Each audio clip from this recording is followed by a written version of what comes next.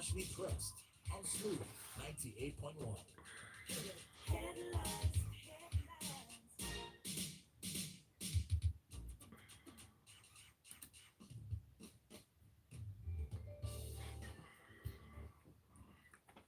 Smooth 98.1. Love music, love life. This is Freshly Pressed. It's Zibi here, and I've got my analyst for today. It's Wade. Good morning, Wade. Welcome. Good morning, Zibi. Pleasure to be here. Awesome. And lovely to meet you as well. Same here. Okay, so let's get straight into it. You are, of course, welcome to be part of the conversation. Let us know what your thoughts are. The WhatsApp number is 0809 440 981. And you could also tweet at smooth981. All right, let's go on to the first story. This one is from Punch. Unravel subsidy scam, NECA tells federal government. Now, the Nigerian Employers Consultative Association has charged the federal government to unravel the scam surrounding fuel subsidy and make a pronouncement on a definitive plan to remove it. Now, the Director General, Adewale Smart Oyerinde, said this while addressing journalists in Lagos recently. And he explained that it was distressing to witness long queues in petrol stations across the country when the government claims it's paid trillions in petrol subsidy. To who? That's the real question. It's amazing that I know this administration is not going to take out. It's not going to take out the subsidy. That one I'm sure about. Um, however, how Yes. sorry about that. However, the truth of it is they continue to tell us that they have billions of liters of petrol in storage. Which storage? NNPC storage or independent marketer Right. storage? If we go into the next story as we go on, you would see that the Vanguard investigation. So maybe just put the two together. Says that the NNPC depots sell at 148 naira. Uh, that's because most of the NNPC depots are dealing with the major marketers, Mm. and I'm sure those they do get their subsidies one way or the other because they are also part and parcel of well, not part and parcel. They assist the NNPC in ensuring that you have enough fuel in the country, and they have most of, and to a large extent, they're cut across every part of Nigeria. But the fact remains that at the independent depots, and we know that the only supplier of petrol in Nigeria is an NPC. Everybody knows that. So if it comes, so these so-called NNPC depots really are where the major marketers work from. So the moments are the ones. So it's easier for them to tell you to come there and say, oh, they're selling to themselves at 148, and that's the reality. But the fact remains that this administration is not going to take it away. I've been one that has pushed for the removal of subsidy for years now, and everybody seems to start to believe me today that it should go. It should have gone a long time ago. It should have gone in 2011 when Nigerians decided to occupy Nigeria. I don't know what they were occupying, rather than make sure that the fuel subsidies went away. And for the last 7 years, this is the first time at Christmas in a long time that we're Yes. having queues. It's unfortunate that the government is like what you say, lame duck. Yeah, that's usually where you call the Mm. administration when they're moving out of the system. They really are they really interested in what is going on? Well, we have 2 billion liters. At how much? Where most of the petrol products that are going to go out will go through the independent marketers, and we're telling us. And they, until this Vanguard investigation 2 weeks ago, I asked the same question when we were on air. At how much are you selling? It takes the media to go unravel in quote the mystery of how much it sells in different depots, and this is what we're seeing today. And it's unfortunate. um they're not going to this year where initially they're saying it's about 4.4 trillion in subsidy. It probably might just be more than that, and we're looking at another 7 trillion in subsidy budgets for next year. In about a third of what we're going to spend is Mm. going to go on subsidy. So what are we deceiving? Or and Nigerians are going, oh, the poor masses. take it out. Let's see the monies come out. Hopefully, the next administration would quickly yank it away and start to put in place things that would require us to at least save some money, Right. put that money in different areas, health, education, which has been neglected only God knows for how long now. And that's the reality of it. If you see a petrol station that is selling at 220, 230, and you have the money to buy what you can buy and move on. Because it's amazing where you see every day we're losing billions in human capital time. At the end of the day, the traffic that is put on the road, people we're losing. The economy is losing so much, and everybody is just sitting down and NECA is asking to unravel the scam. It's not a scam. If it's a scam, it's a scam that is being played by everybody within the context of those who deal with fuel and not wanting to accept the fact that it's been ages that we should have taken away subsidy. Okay, let's come to the second story, and this petrol shortage. Shouldn't there be the agencies that should actually go around to sort of monitor the sales at these petrol stations? Because after work yesterday morning, I said I was going to try to get some because I'm seriously lacking petrol, and I couldn't even find a place around here to get for 220, 230. I was willing to pay for that, but I couldn't even find a place. A lot of the stations were shut, and the ones that were open selling at the official rate had queues that I could not be stressed to walk into. 3 kilometer queue. Exactly. Or maybe even longer. Even longer. But the fact remains is, what are you monitoring? ZB, if you go to the market and you're a trader, so you go buy from your wholesaler and they tell you it's 100 naira, and then they're telling you that you should sell it at 90 naira. How does that work for you?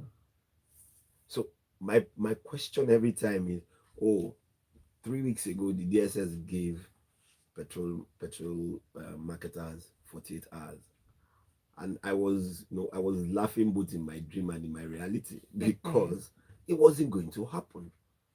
If people have been buying a product at between 190 naira and 215 naira for the last 1 month, and we're still living in this fallacy that we should sell it at 170 naira, who pays that differential?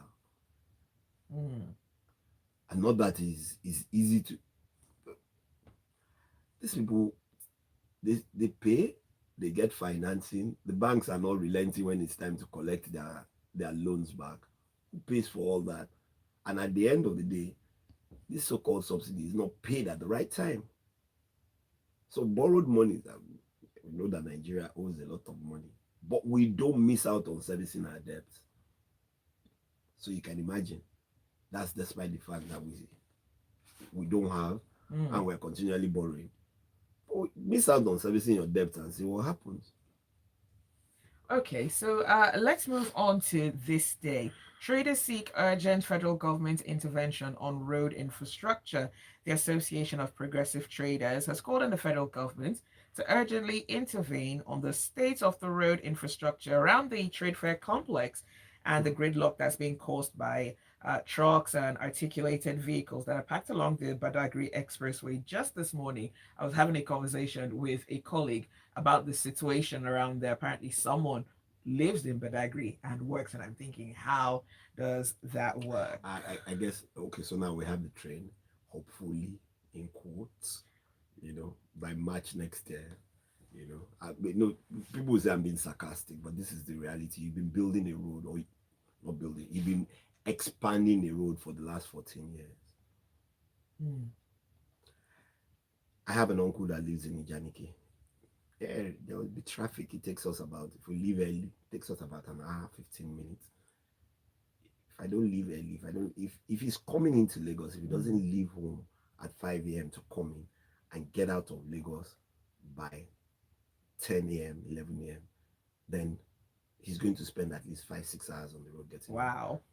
So I'm amazed when everybody's complaining. First, the trucks on the road is chaotic. One checkpoint to the other, the roads are terrible. There's a part of that road, further than after the trade fair. We're not even talking. We spent so much money on that road from Orile to mile 2, the express itself, you really can't drive past it. You have buses who are plying within the express lanes themselves, and we're wondering, and I know everybody says that the economy is not improving. How would it improve? One, there are no roads, and this is just straight fair. We're not even talking about the rest of Nigeria. If a while back, the minister for works says, oh, they are owing contractors about how much in trillions. They haven't paid priorities, blah blah blah. He started the construction of that road. He's been a minister for 8 years. We've had 2 governors in between. Let's do the maths. All right. I think your point is well noted. Let us know what your thoughts are. 0809 440 981. That's the WhatsApp number. And if you'd like to tweet at us, just tag at smooth981 in your tweets. And don't forget to use the hashtag it's freshly pressed 981.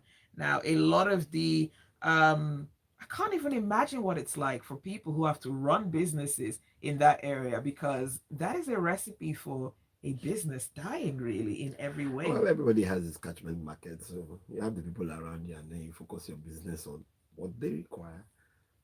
Wow. All right, so let's move on to Vanguard, and this has to do with insurance. Nigeria Insurance cede 128 billion naira oil and gas premium to foreign firms. Now, as Nigerian insurance companies continue to struggle with low capacity, about 128.3 billion worth of premium from the sector has been transferred to reinsurers and foreign insurance companies in the first 9 months of this year. Now, the Vanguard found this from the National Insurance Commission data, and it showed that in the third quarter of 2022, about 60.5 billion was ceded to foreign insurers, and local insurance retained just 35.4 billion naira. We've come back to this state because of the exchange rate issues. I was in oil and gas for a while, and I know that a number of Nigerian insurance companies were beginning to try and match up with the recapitalization of insurance firms. Yes, a lot of it, but you can't be dealing on the foreign exchange part and then you're insuring in naira. Nobody's going to take it from you. So even if you insure in naira and then there's an issue of a claim and you have to pay in foreign exchange, how does that happen? And so there are a number of issues that come here. So when you say, 70%, there's a local content aspect of the insurance business that needs to be done. It's the same way the banks in Nigeria finally had the muscle and the power to do a number of oil and gas deals, and they've been there for a very long time now. The insurance companies were getting there, and so on. 2008, 2009, 2010, 12 years down the line, we're back to having to recede almost 70% of this business, and we need to keep 70% in this economy. Exchange rates have continually gone down. Even when you to get it from the CBN is something else. So you just find out that what can they do? The businessmen need to do their business. You can't be taking a vessel of crude across the waters, and of course the insurance is going to be paid in foreign currency. So who's going to insure it for you? And the international traders are going to tell you, if anything happens, some of these premiums are they're paid in foreign currency. So how do I even get access to them? So even if it's $250,000, if I bid to the CBN, can I get it? If I decide to take it from the black market at 750, can I make money from it? And there are a number of things that go with this, but the fact remains that there are huge opportunities. Like the banks in Nigeria finally got into the oil and gas business, and they've become stronger and stronger, and still doing it today, and still financing. But generally, the atmosphere, even with the major banks' ratings in Nigeria, has dropped when it comes to, because of the foreign exchange exposure that they face. So generally, it's a general phenomenon in the economy. So anybody who is complaining that 70% of it should be in the local business, then even if you recapitalize today, will it help? I don't think so. Let's keep our fingers crossed. The economy gets better, and then hopefully some of those businesses will come back to Nigeria. Well, you're listening to Freshly Pressed on Smooth Breakfast. We're taking a quick break and we'll continue the conversation on the other side. Don't forget, this is interactive. Let us know what your thoughts are. The WhatsApp number is 0809 440 981. And you're listening to the Smooth Breakfast Show. So, years back, when the foreign insurers had a major share, how were they able to turn it around? Do you think it's something that So can be so there was applied there right was now? no so there was a local content policy for insurance companies. So even the local players, and then no the number of Nigerian players in the oil and gas sector now, Yeah. Nigerians control practically 60-70% of the. I'm talking about downstream, Okay. midstream, even with the shells of this one, because there are a number of partnerships. Shell has moved out of a number of places, Yes, so it has has. Chevron, and so on.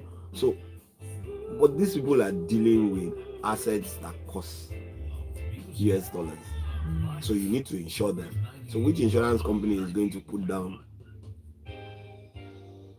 or something happens and then they say, oh, your exposure is $15 million, Yeah. even if you are going to pay in bits. Right here is Smooth 98.1. Love music, love life.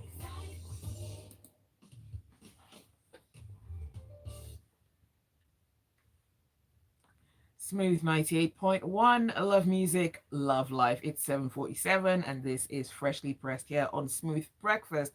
We're looking at the stories making rounds on the papers.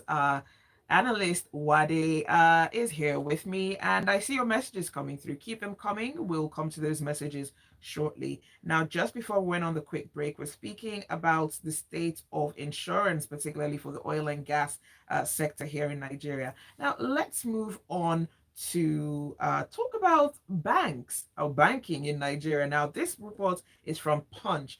CBN monitors 6,047 BVNs over suspected fraudulent transactions.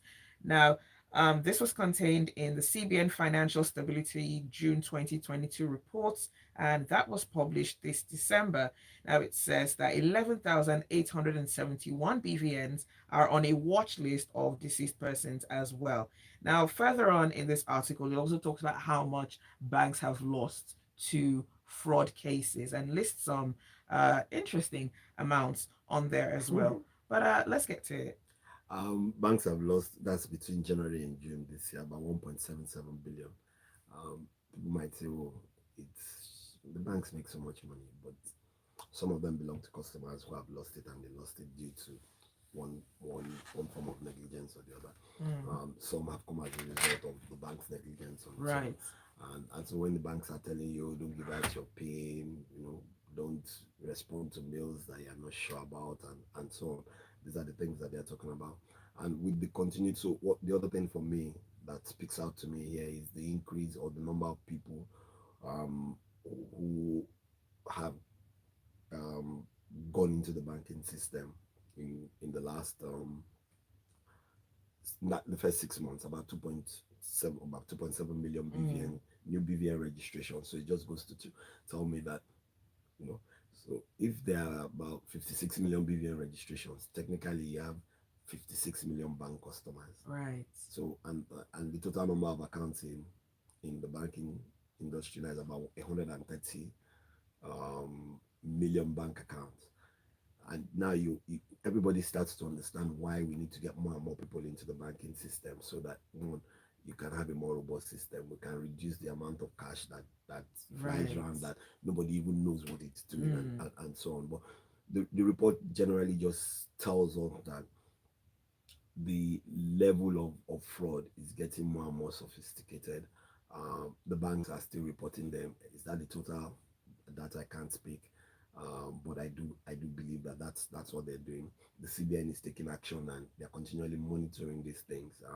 A lot of the banks a lot of the frauds are both internal and external, and it's a good read, at least to have an idea of what's going on in the banking sector and all. Just a few banks were mentioned, those who were in the high end of fraud. and I'm not going to mention their names, please. Yes. Go read it up in in the newspapers. But if we're the banking sector is reporting, 2.7 million new customers, and for one of those banks, they're seeing like a 3% or almost. I'm gonna have to get the right percentage, but the amount is literally three times more than it saw in regards to the amounts that it's lost over the past year. Does it mean that perhaps the expansion is a bit too much for the banks to handle? No, I don't think it's the expansion. I just think that what is happening. If you look at it, that's the amount that is lost. Mm, It might be fewer fraud cases because the sophistication okay. is getting better and better. Mm, Cyber crimes are, and that's what everybody is saying. Oh, let me keep my cash in my house, but the armed robbers can still come and take it away from you. The house could get burnt, and all that cash is gone and so on. But within the banking system, you do the things that you're meant to do. There's insurance on it to the fact that if you are not negligent, the bank is going to refund your money, and those are the things. But I what does think it say about the banking security, though? it means that you need to improve the securities, the security architecture in some of these banks.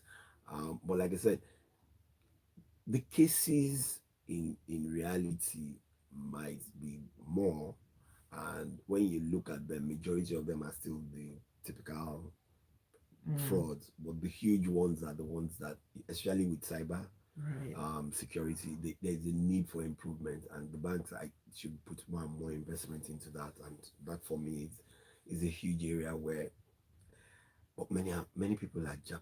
Most of the technology people are jackpine, so it's Yeah. even becoming more and more difficult. A bank official actually said this to me off the Oh record. yeah, they are IT, so it's IT health. Next year we're looking at teachers. Wow. Okay, good luck to us all. Let's move on to premium times. Omobolanle Rahim, IGP Sonolu Atiku, and others condemn killing of Lagos lawyer. Now, condolences and condemnations are being expressed by Nigerians over the killing of Omobolanle Rahim, a Lagos-based lawyer. Social media has been buzzing with a lot of conversations, and justice, calls for justice, have continued to ring out all across the country. Um, my condolences to the family. Mm. Um, another trigger happy policeman. Um, some people would say, "Oh, yes, you have a right," but sometimes you also need to, be a bit more.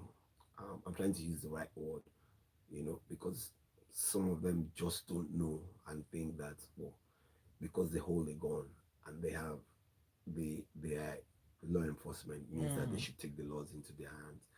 I had an incident about a couple of weeks ago, and the person was telling me, oh, he can break the law because he's, oh yeah, that's his, Wow. literally that's what he told me. So even if I've committed an offense, you shouldn't break the law because you want to take me somewhere. you know and these are the kind of things that we're saying. We do hope that um, this is the second person in the last 1 month. Another guy was shot about a month ago. Mm. Still trigger happy over what?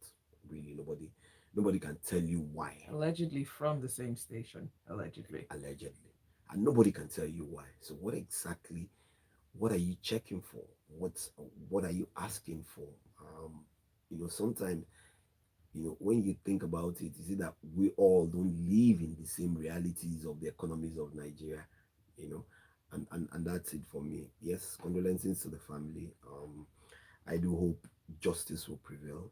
If there were eyewitnesses, they should speak out on what possibly happened, and I hope that the police is not going to, in quotes, and I'm being mindful here, try and do anything funny Mm. towards saying that, oh, it was it was the fault of the person, because which is usually what happens at the end of the day. Many times we've seen it happen, but the continued and incessant brutality on Nigerians Mm. by different security I'm apparatuses is curious about just. this. Like you stated, it's not the first time, it's not the second time, it's not the 50th time that these sort of things have happened. Do you think that the police does enough to reassure citizens of its commitment to disciplining erring officers? Um, in my own opinion, I don't think so. They say a lot, but like we say, action speaks louder than words. We haven't seen the action. The the one that happened before this, nobody has heard anything about it. Have they finished the investigations? Are they still investigating? Where are we in the investigations? Are they taking the person to court and so on? And these are things because for me, yes, it's a bit more complicated than that, and people will say, oh, we need to know what transpired. But a man who has a gun and someone who has no gun, whatever transpired, do you understand? You can't say it was self-defense. The policeman can say it was self-defense. Okay, and we have some messages coming through, and let's look at this. This one is from Dan Okuda, and he says the ease of doing business in Nigeria is probably worse than Africa. How can businesses thrive under this harsh and unfriendly environment? Okay, this one is from Indimapuza. And he says, my advice to Nigerians, please do not argue with the Nigerian police with a gun. Most of them are frustrated, and just cooperate with them, smile, and get away safely. I totally agree with you. Okay, and is that the technique you used? Oh yes. Okay, this one is from Dami. Dami says, there is a climate of impunity in the governance of Nigeria. Full stop. Okay, Tony from Ikeja, Nigerian teachers about to travel to the UK on teaching jobs should realize what they're about to face. Those students are going to make your life miserable, and you can't reprimand them. I have a friend whose sister was a teacher in Ghana, or a lecturer, and she moved to the UK. And that poor lady was driven to near depression and eventually found her way back home to West Africa. And that's the truth also. But one of the major reasons is economics. Yeah, so people would go through a number of things just to be sure that they can put food on their tables, whether it's in the UK and back home in Nigeria. So these are things, some of the things that are driving it. If the economy in Nigeria was more, was better than it is today, I'm not sure people were not jackpying 10, 15. That's true. People went to school and came back. People would always jackpot. Every decade there is a list of those who will jackpot, and that's the reality. But we're still more. The people in Nigeria are still more than those who will jackpot. So it creates new opportunities for those who have not had. Right. Well, I think we have time to look at one last story. Domestic airfares soar by 97%, and this is from The Punch. The average cost of airplane tickets in Nigeria rose from 37,000 in November last year to 73,000 in November this year. And this is from the National Bureau of Statistics. It's been like that for the better part of the year. He rose. It's been rising now when you compare it to last year. But the good thing is that in comparison to October, it's just 0.09%. That's your takeaway. But people have been buying this ticket. First, it went from 37,000, it went to 50,000. Yep. Then it went to 60,000. Now it's 75,000. With the holiday season, we know that it's going to go up a bit more. And it's not just air; it's everywhere. That is true. The fuel scarcity. Anyway. Good luck. Well, thank you so much, Wade, for being here in the studio. Happy New Year to all the listeners in advance, and compliments of the season. And can I say thank you on behalf of everyone listening? Thank you for thinking. That's it for Freshly Pressed this morning. It's Zibi. Please do stay with us. There's a lot more to come on Smooth Breakfast. The headlines, the stories, the news. Okay.